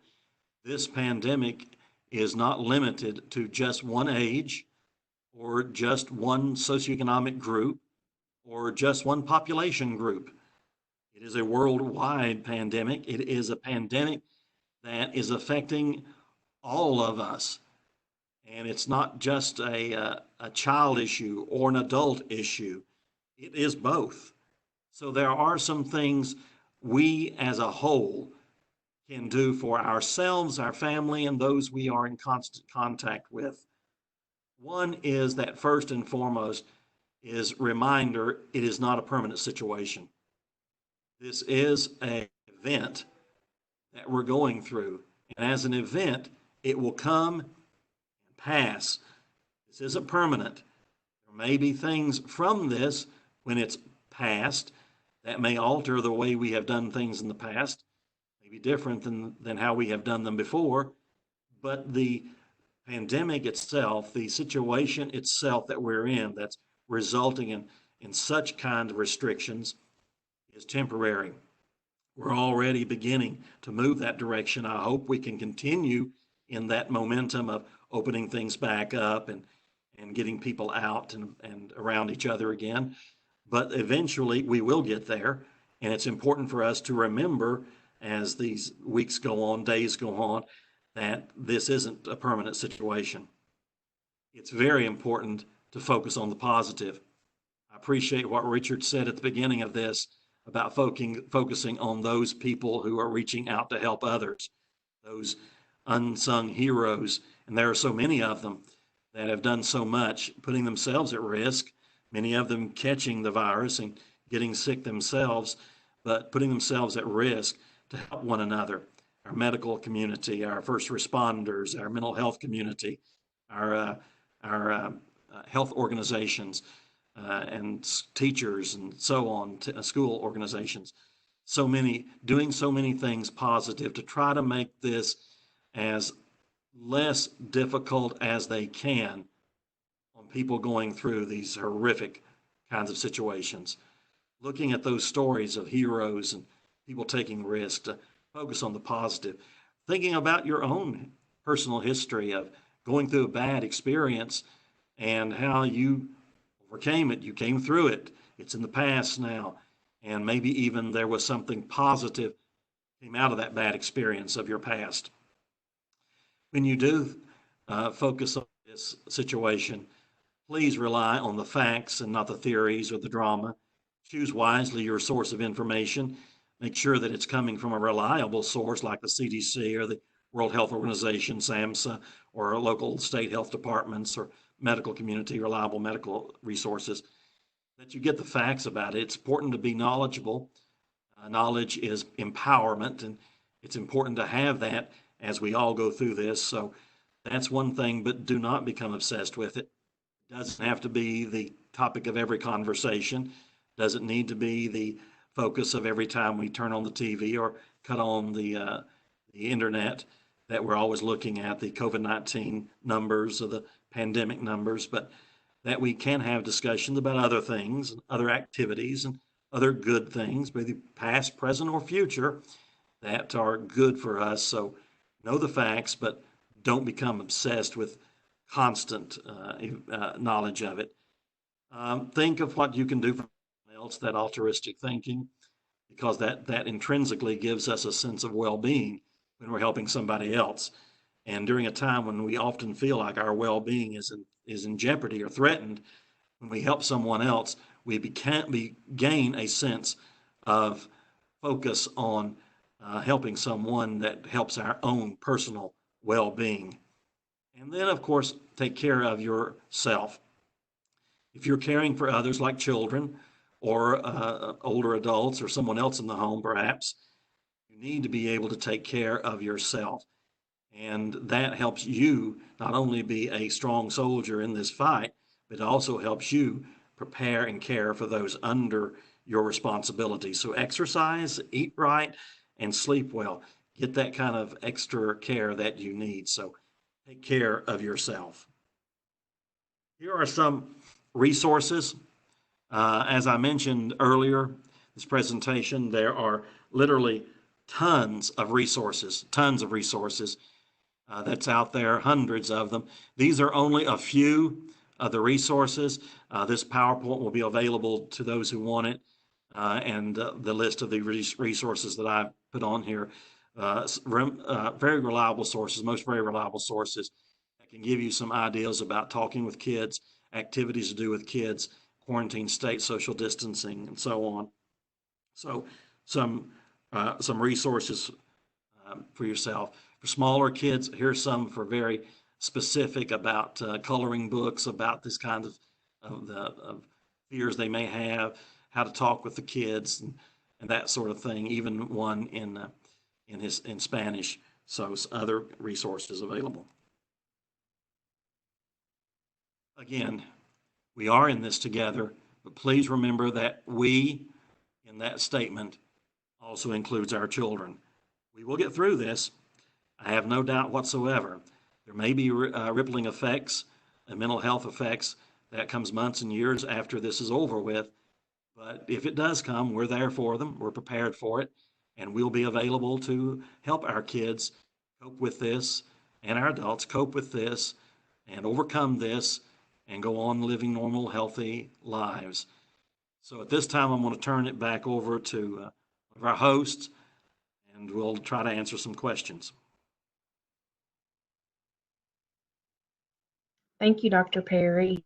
And just to be mindful of some folks' time, we'll do a few closing remarks with Christy, and then we'll go to questions. But thank you so much for that presentation. I'm trying to listen and take note of others that are chatting with me and with questions. So I'm going to go back and listen to the recorded just so for some things that I missed. But Christy, if you're on. I am. Thank you, Jill. And thank you so much, Dr. Perry, for that wonderful presentation. I know that information certainly helps us understand and will help us navigate the current situation we're facing. So thank you once again for being with us today and providing us the information. On behalf of all the regional coordinators, we'd like to thank you for joining us today and look forward to seeing you again for our future trainings. All recordings will be available on our TCCY website under the Publications tab. As a reminder, if you are calling in today, please email Jill Stott at jill.stott@tn.gov or me, Christy Paling, at christy.paling@tn.gov, your name and phone number so that we can be sure to get you credit for attending. All attendees will be receiving an email next week with certificates and membership information about joining our local councils. So we thank you again. Have a great week. And if you're able to stay on the line with us for questions, please do so. With that, I'll turn it back over to you, Dr. Perry and Jill, for questions. Thank you. And the first question, is it possible to over-sanitize or clean certain things or places? I don't know if it's possible to over sanitize or clean certain places. I have seen cleaning done to the point it took the varnish off of furniture. But I don't know that there is. I think we've got very good medical directions on that through our health departments. What I would suggest is go to the SAMHSA website and just follow that guidelines for sanitizing and sanitations, and they've got some very good directions for that. Wonderful, thank you. And I know some of these you have talked, but if there's anything you would like to reiterate with some of these questions, that would be wonderful. What you shared some resources at the end, and we'll send those out, but what resources are available to help families of children with pre-existing mental health challenges? One of the things I would suggest is reach out to the or look on the web for the National Child Stress Network. They are a great resource for dealing with children with mental health problems prior to the pandemic. SAMHSA, the federal government's website, also has some excellent resources. But the National Traumatic Child Stress Network is an excellent resource for that, and I would put them at the top of the list to look out to. Thank you. And how are providers who address these issues adapting their services during the pandemic? Many are going to a virtual work environment. They're reaching out through telehealth, telephonically, telemedicine, to reach out to families through their iPhones, through the computer. And believe it or not, we've done this now for several weeks here at Frontier, as well as some of our partners across the state. It's been very successful. We have found that families are very engaging, very appreciative, and very responsive. To have therapy sessions telephonically or medical sessions telephonically and reach out to families this way. Even our case management has reached out to families on a regular basis, providing them with local resources and connecting them to other sites that they can get help. So that's how most of our providers are doing it, are reaching families now. And thankfully, that has been very successful. Thank you. What are the impacts of having to wear a face covering or see others wearing them? Well, for a small child, it's scary. A child sees a mask as something that is hiding something, or something that's being done to try to, do something mischievous. So when they see people wearing masks, either they are frightened that there's something wrong, either with them or the person that's wearing the mask, or that they're trying to do something they shouldn't do. This is the reason they're wearing that mask, like a robbery or something bad. So it's important to explain to a child why the mask is being worn, even get one for the child and help them. They've child size masks. Help them wear the mask. And as you're doing so, explain why it's important that they're doing these things. And that's not bad. That's not something that's happening that's scary, that people are doing this to protect themselves and protect others more than anything. And that's the reason they're wearing the masks. I did watch something that someone was practicing, and their child was less than 1 year old, and they were doing practice runs with them in preparation for needing that. So thank you. Yes. The fears that children may have now, and that they may still have those fears after the pandemic is over, do you believe that this will have long-term effect on them as they grow up? There will be a group, I think, there will be some kids that will have a longer term effect than most. In generality, I think that most kids are resilient, and I think that most of the kids will not have long term effects. I think that the next time there is a virus, or the next time there is an outbreak, or they hear those kinds of terms, it may spark a fear in children that have been through this pandemic, and that we may have to talk them through that. But as far as the long-term effect, again, depending on what all they experienced during the pandemic, was a family member that got sick? Did they have someone pass away from it? And how well that we have worked with them and prepared them and helped build on their resiliencies will have a certain impact on it. But I think for the large majority of kids, long term, I don't think it's going to have that huge an impact. Maybe short term, it may the next few weeks and months, but I am optimistic anyway that it will not have that long term effect on the mass population of our kids. That's good to hear. And you this, but I didn't know if, would you mind to reiterate a couple of things? But what information or how should parents talk to young children about this? Well, first off, begin with what the child knows. Ask them, what do you know about this? What have you heard about it? Try to elicit as much information as they've heard about it, and start with that level to try to explain to them about this this virus, and about it's not a monster, that it's something that makes people sick. You may use terms that they may be familiar with. They may not know what a virus is. They may know what a germ is. So you may want to use those kinds of terms with them. But use terms that they are familiar with. Be calm and be reassuring. Be mindful of constantly letting them know that there's doctors and nurses and medical people and labs working to get rid of this virus, get rid of this, so that they're going to be safe, and that people are cleaning and taking sanitary measures to make sure that the environments they go into are safe. Always reassuring of their safety. There is some good resources, some of the resources I sent, that has direct communication at various age levels, words to use. So I would encourage looking at a few of those to give a good conversation with the child. Thank you.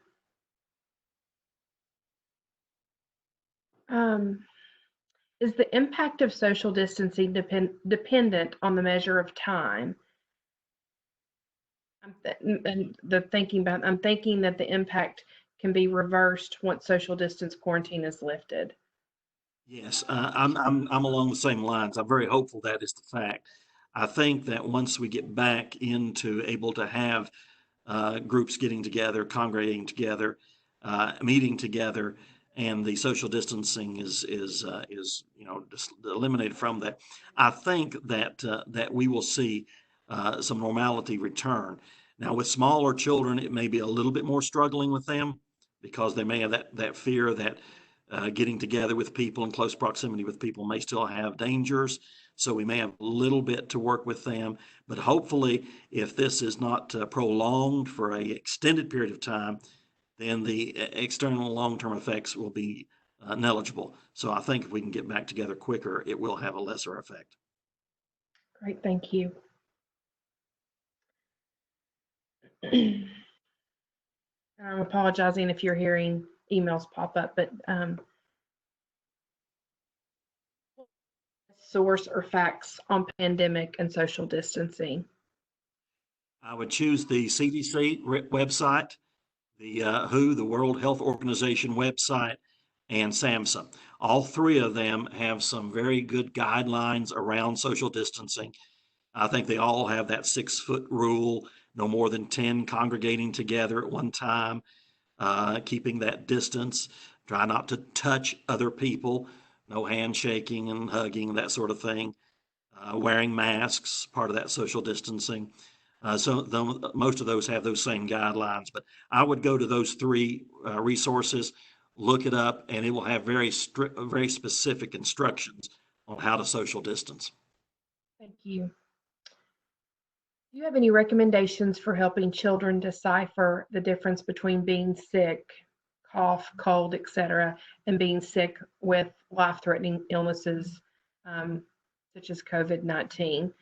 Young children 0 to 5 who may associate anyone who is sick with having COVID-19. Well, I think I would not want to focus on the severity of this virus with small children.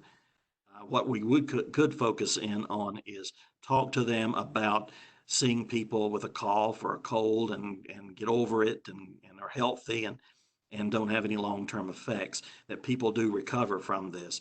And I think in the positive light, when we talk to a child about this virus, talk to them not about how many people are getting very sick with it or worse, dying with it. I think I would gravitate away from that. Focus on how many people who get sick with this and recover and get better. And there are a lot of people that have very small symptoms from it and do quite well. So just like with the cold or the flu, when people get it, some get it worse, some get it less, and most people recover from it. And with this virus also, most people statistically recover quite well from it. So focus on that positive side when you're talking to a child about it. Thank you. This comes from someone concerned with parents that are not taking it serious and letting their children go about normal routines, such as playing basketball. Is there any way that you can discuss that with adolescents or a way to reach the adolescents? Well, I think it's important to tell them that that not everybody's going to follow the rules. People break rules, but that every time that happens in a situation like this, then people are put at risk. And we want to focus on not putting anyone at risk, not only yourself, because adolescents feel invincible, they don't feel a risk of anything anyway, but that you could put someone else at risk. So take some personal responsibility. Again, I would work toward that autonomy level of an adolescent thinking. Yes, they may be doing this, but are they putting their other friends at risk? Are they putting themselves at risk? Are they endangering people? Maybe they will get sick, maybe they won't. But the reason we have these restrictions is because this is trying to keep everyone, you and your friends, both safe. So it's respectful to not have those close connections. It's respectful to stay that distance, and it's helping to keep safe not only you, but your peers and other adults as well. Thank you. You probably wouldn't want me to answer this one, but how do you change the teenagers staying up all night and sleeping till 1 when you get in bed at 10? Well, we could spend a lot of times on adolescent behavior and how to structure that. But I think it's important that we not have in the room things that would keep them up.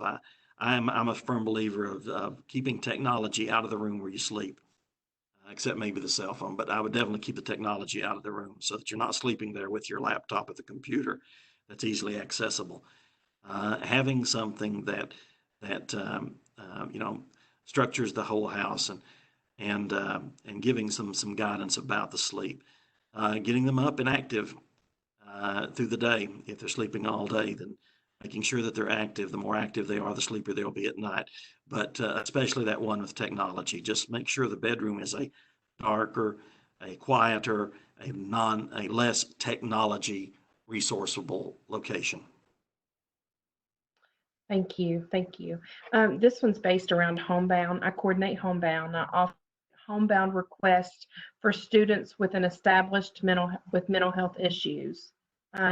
Concerns that these requests will skyrocket. Do you have any recommendations on handling those requests? Well, one, I hope it doesn't skyrocket. It could. I mean, we don't know what next school year is going to look like or how that's going to come out from this. But again, I would monitor the level of need. I know that there are some kids that absolutely need to be in the home.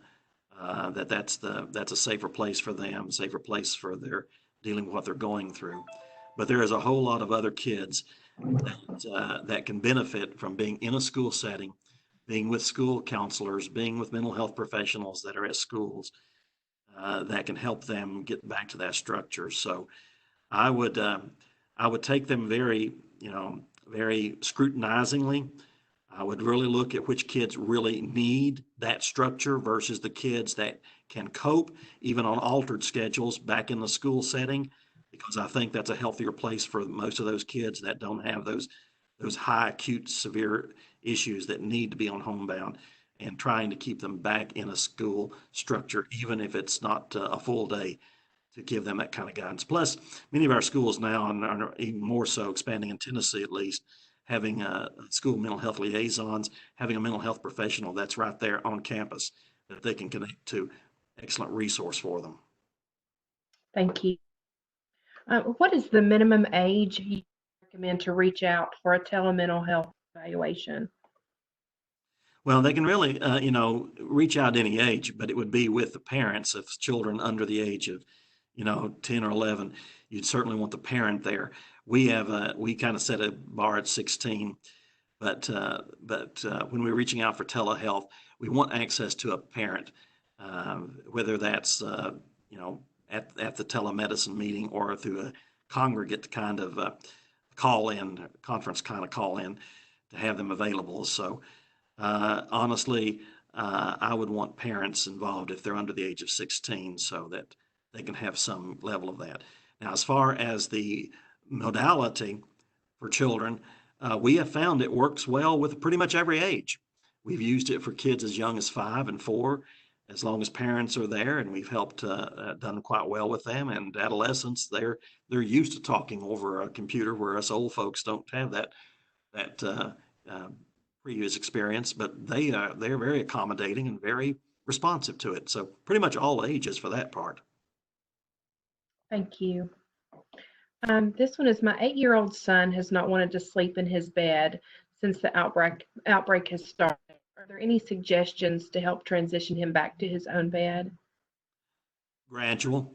I would start with going in there for a little while and staying in the bed at night, maybe even staying with him in bed till he gets some sleep, starting to sleep, exploring the room. Oftentimes they're afraid that there is a monster, like we talked about, this virus is in the room, or they're afraid mommy and daddy's going to, not be there in the morning. Helping them do a security check of their room, looking under the beds, closets, night lights, having them say goodnight to mommy and daddy and walk down the hall to their bedroom. But I would do it in a gradual basis. I wouldn't try to stop it immediately, but gradually, say maybe 1 or 2 nights a week. Stay in your bed. We'll stay in there till you fall asleep. And then a couple of nights you can stay with us, and then expand that a little bit more. But do it in a gradual basis, talking about what they're afraid of and talking about what they're scared of, and helping them explore the room and that sort of thing are always helpful tips. Thank you. Any recommendations on an adolescent or young adult being exposed to conspiracy theories that feed their sense of invincibility versus truth? Well, again, you work with the truth. I think we go to reliable sources and we say, this is the information that we have. We have no information that shows that there is a conspiracy or government activity engaged in this. What we do know is this is a virus. It's a public health issue, and we have information that comes from the very reliable resources from a historical perspective that has given us reliable information, like the CDC and the World Health Organization, that has given us this information to focus on. I think our focus needs to be on how do we overcome this pandemic? How do we survive this? How do we help make sure that people are safe and healthy, and not focus on whether this is a created situation, non-created situation, and let that run its course in the government channels, and focus rather on those reliable resources that we have. That we try to focus on something that we know is giving us reliable information. Thank you. How can we help the children when they return to school in the fall? Well, I think first off is have some open discussion. We've all been through this. What was it like for you? How did your family deal with this?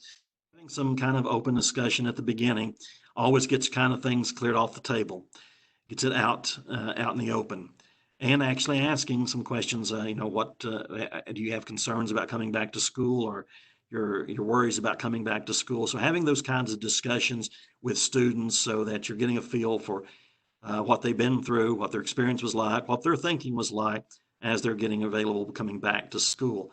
If you've got kids afraid to come back to school, I would reach out to them. If you have a mental health professional at your school, use them to help reach out to those folks that are staying at home to try to engage them and get them back on track to coming back to school.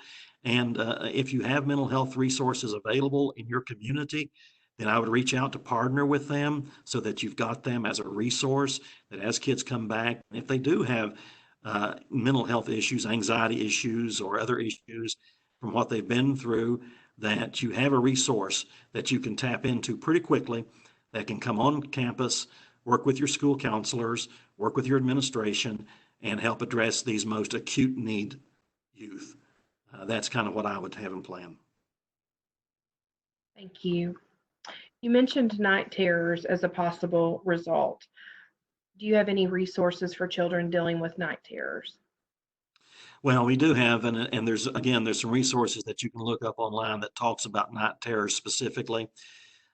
Some kind of routines that they would develop, like the exploring the room, looking for the monsters that's not there, helping them have a routine about bedtime the same time every night. I would cut off the technology, and that includes television, because it stimulates the mind at least 2 hours before going to bed. I would engage in some kind of either reading or some kind of physical activity just before going to bed. Not an aggressive or a very stimulating physical activity, but a minor physical activity, or reading to the child so that the mind is beginning to calm, the body's beginning to calm. We've secured the room. Sometimes people encourage night lights. Some that may or may not be very good resource, but those kinds of things. So developing a routine. And again, I would look it up because there's a lot of good information about how to talk to the child. One of the things is talk to the child about what the night terror was about. If they can remember it, or what scared them, what was the scary thing like. We've even had them in some cases draw out a picture of the monster that was in their dream that scared them, and then they would destroy that piece of paper or ruin it so that they show that they're control over that monster that they saw in their dreams.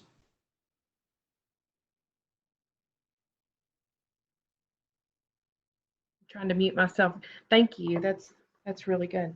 What verbiage do you use to explain COVID-19 for preschool and elementary children?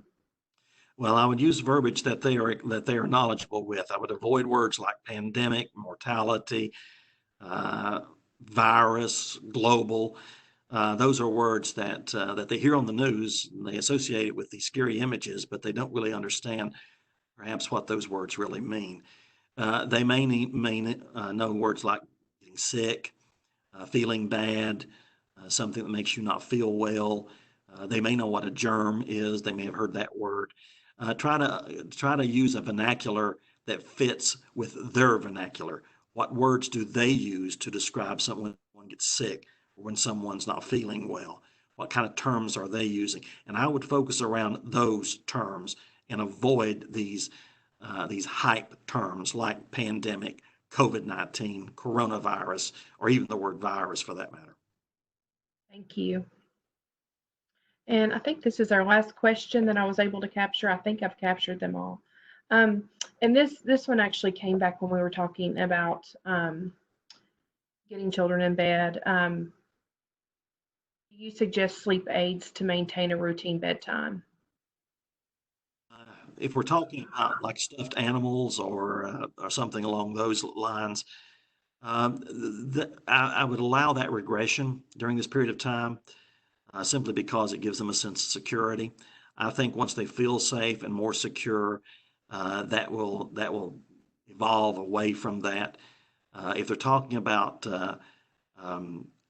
enhanced medication or something like that for a small child, I'm reluctant.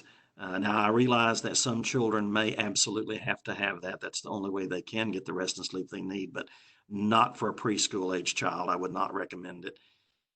But if it's going to be something like a nightlight or a teddy bear to sleep with or something like that, then perhaps that would be okay, at least during this period of time, better than them not getting sleep or actually being taken through their sleep. Thank you. Thank you. Thank you for answering all those questions. And thank you again for your presentation. We have gotten wonderful feedback, as you may be seeing some come up on your side as well, but great information as always. We're so grateful to have you and your time. But other than that, that concludes our session. Just a reminder, certificates along with the PowerPoint slides will be sent out next week. And then also we have recorded this session, and that will be available on our website at tn.gov/TCCY under publications. That will be available next week. And CEUs or certificate of participation will be next week. I'm trying to see things that are coming in as we're ending. So thank you so much, Dr. Perry. Very welcome. And we will get that information out. And I assume they can share that information once we've sent it out. Yes. Yes. Okay, great. Thank you so much. Welcome. Thank you. Bye. Bye.